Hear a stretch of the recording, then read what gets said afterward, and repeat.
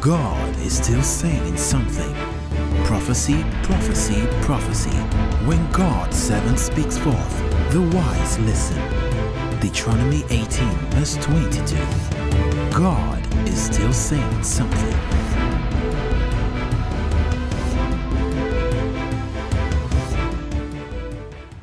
During the Synagogue Church of All Nations live Sunday service, Prophet T.B. Joshua prophesied that a very heavy flood was going to occur in an Asian country.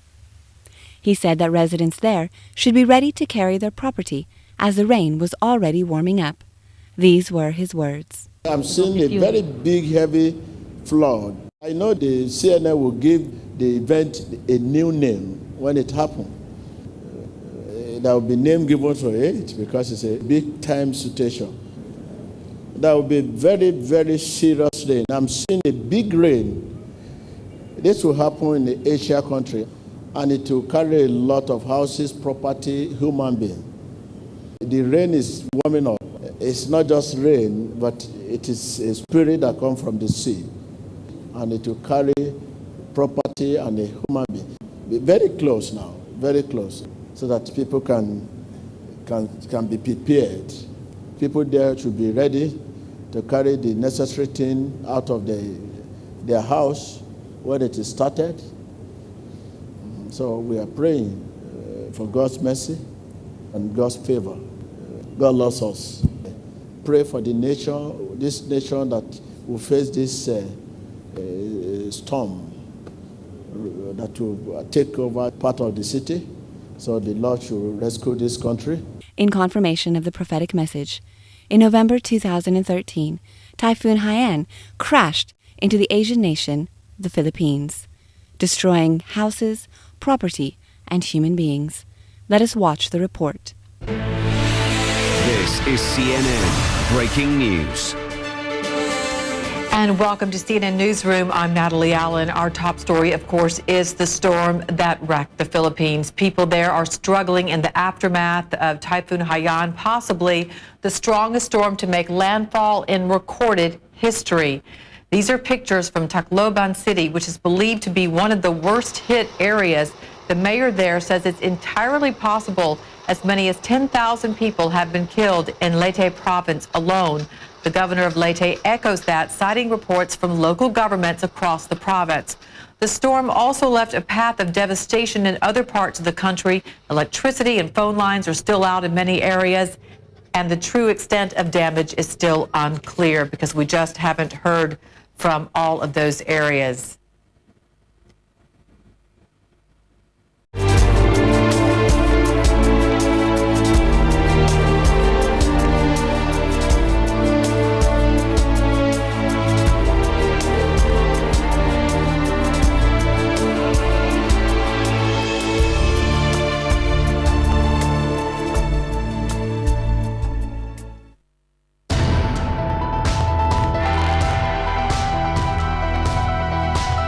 Authorities here are still trying to assess the scale of the damage after a super typhoon slammed into the Filipino coast on Friday.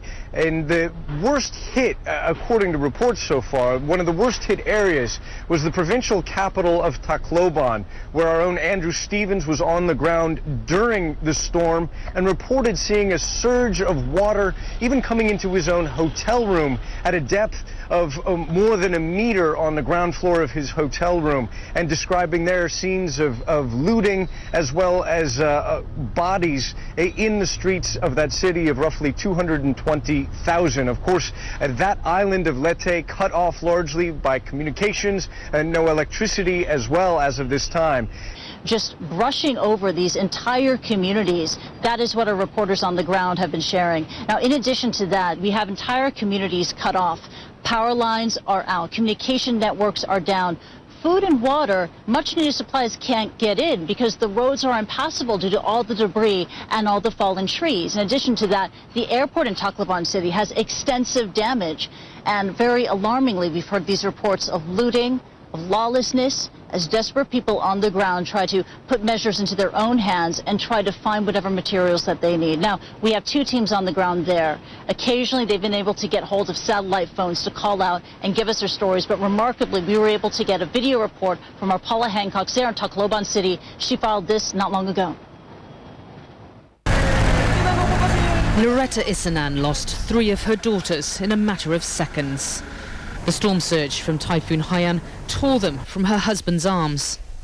Aged 15, 13 and 8, only 2 bodies have been found. The only one is missing is my eldest daughter.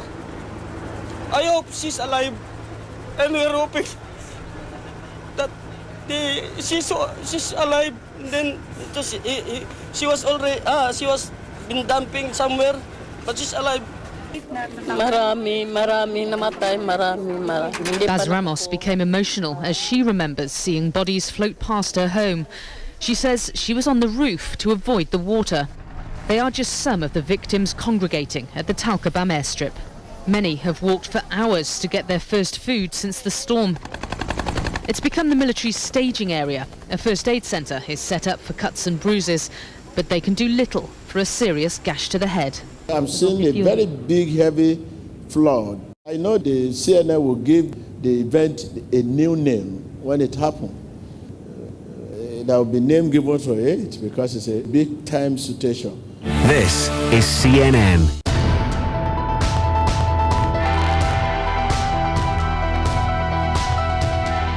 Millions of people in the Philippines are devastated after Typhoon Haiyan pummeled 36 provinces. It may be the strongest storm to ever make a landfall in recorded history. One storm chaser caught Typhoon Haiyan's wrath on camera. James Reynolds shares his firsthand account of the power and destruction of Haiyan. During the height of the storm, you know, the scream of the wind was deafening. We could hear just thunderous crashes of debris flying through the air. You know, at some point you could feel the whole hotel, which was made of solid concrete, shaking as some unknown object was just repeatedly crashing into the side of the hotel.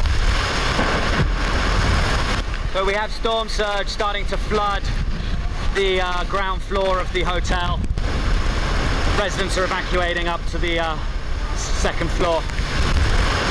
We had residents staying at the hotel on the ground floor, as you can see in the video, who were trapped. They were smashing windows in sheer desperation to try and get out of those hotel rooms, you know, in total fear of their lives. I was riding out the storm with the CNN crew and Andrew Stevens and Tim Schwartz, and it was really put the cameras down. We've got to get out there and help these people, otherwise, you know, there's a possibility they could drown. We're good, everyone. It was a life-threatening situation for those people, and it was an incredibly dangerous situation. People are roaming the streets, just dazed and confused. I just hope this gives them that. It's hard to describe in words, but I hope this just can give, you know, the viewers an understanding of what the situation is like there. It's desperate. So we've got some looting going on at a drugstore there by the looks of it. People are starting to get pretty desperate, it would seem.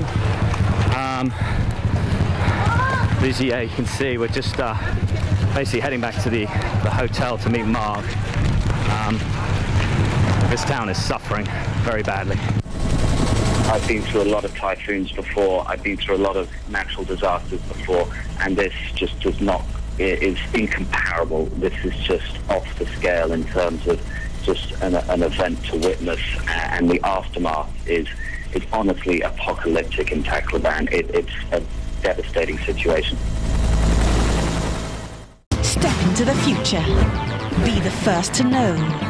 Find out what God has to say concerning your situation, your country, and the world. God is still saying something, a compilation of prophecies concerning individuals, nations, and the world at large, together with their confirmations. I'm saying flame. What is the meaning of that? A prophet of God shall say that which he shall live to see accomplished. That is why you will not see a prophet where there is a debate. We don't suggest. We talk with power. In every situation, God has something to say. Find out what God has to say. God is still saying something.